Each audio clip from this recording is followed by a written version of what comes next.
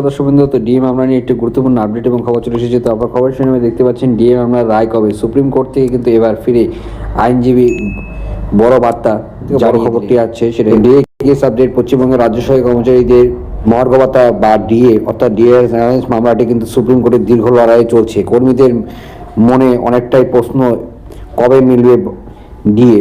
এই আবহে কিন্তু কর্পোরেশন অফ স্টেট গভর্নমেন্ট এমপ্লয়িজের সাধারণ সম্পাদক মলয় মুখোপাধ্যায় বাবু এবং আইনজীবী ফিরদৌস শামীমের মধ্যে মামলার বর্তমানে পরিস্থিতি নিয়ে কিন্তু একটি অত্যন্ত গুরুত্বপূর্ণ আলোচনা হয়েছে।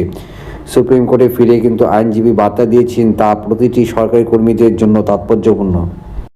সুপ্রিম কোর্টের মামলার বর্তমান পরিস্থিতি। আইনজীবী ফিরদৌস শামীমের দেওয়া তথ্য অনুযায়ী কিন্তু এই মুহূর্তে ডিএ মামলার শুনানি, যাবতীয় সওয়াল জবাব এবং আর্গুমেন্ট শেষ হয়েছে। মামলাটি রায়দানে বর্তমানে সুপ্রিম কোর্টে বিচারপতিদের দ্বারা সংরক্ষিত রাখা হয়েছে। এর অর্থ হলো আদালতের বিচার প্রক্রিয়া সম্পূর্ণ, এখন শুধুমাত্র রায় ঘোষণার অপেক্ষায় কিন্তু রয়েছে। বিষয়টি যেহেতু সম্পূর্ণ বিচারাধীন এবং আদালতের এখতিয়ারভুক্ত, তাই বাইরে থেকে এই মুহূর্তে হস্তক্ষেপ করা কোনো আইনি সুযোগ কিন্তু বর্তমানে নেই।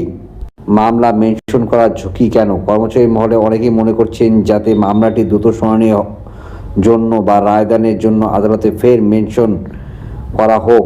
তবে আইনজীবী ফিরদৌস শামীম এই বিষয়ে সকলকে সতর্ক করে তিনি স্পষ্ট জানিয়েছেন, বিপরীত প্রভাব। যখন কোনো মামলার রায় সংরক্ষিত থাকে তখন সেই মামলায় নিয়ে বারবার আদালতের দৃষ্টি আকর্ষণ করা বা মেনশন করা অনেক সময় হিতে বিপরীত হতে পারে। এতে আদালতে বিরাগ ভাজনের আশঙ্কা থাকে। ধৈর্যের প্রয়োজনীয়তা। এটি একটি অত্যন্ত সংবেদনশীল মামলা। তাড়াহুড়ো করতে গিয়ে কিন্তু সামান্য ভুল পদক্ষেপ গোটা মামলার ফলাফলের উপর নেতিবাচকের প্রভাব ফেলতে পারে। তাই এখন কৌশলগত কারণেই কিন্তু অপেক্ষা করা শ্রেয়। অবসরপ্রাপ্ত কর্মীদের সংকট ও আইনি পরামর্শ।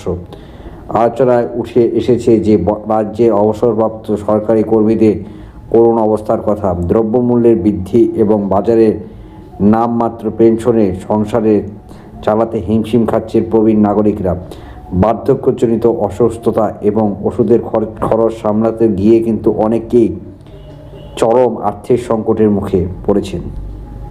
এমন অবস্থায় আইনজীবীদের পরামর্শ আবেগ তাড়িত না হয়ে আদালতের উপর আস্থা রাখা প্রয়োজন। বিশিষ্ট আইনজীবী বিকাশ চন্দ্র ভট্টাচার্যের সঙ্গে নিয়মিত যোগাযোগে রাখা হচ্ছে এবং অন্য কোনো আইন পথে খোলা আছে কিনা তা খতিয়ে দেখা হচ্ছে। তবে বর্তমান পরিস্থিতিতে ধৈর্য ধরা ছাড়া আর অন্য কোনো বিকল্প নেই বলেই জানিয়েছেন আইনজ্ঞরা।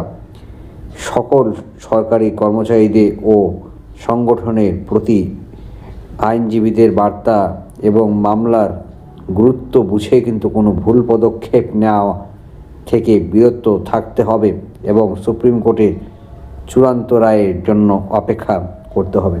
তো আশা করছি আজকে ভিডিও ভালো লাগছে, লাইক করবেন, শেয়ার করবেন, চ্যানেল সাবস্ক্রাইব করে পাশে অবশ্যই বের করবেন। জয় হিন্দ, বন্দে মাতরম। ধন্যবাদ ভিডিওটি দেখার জন্য।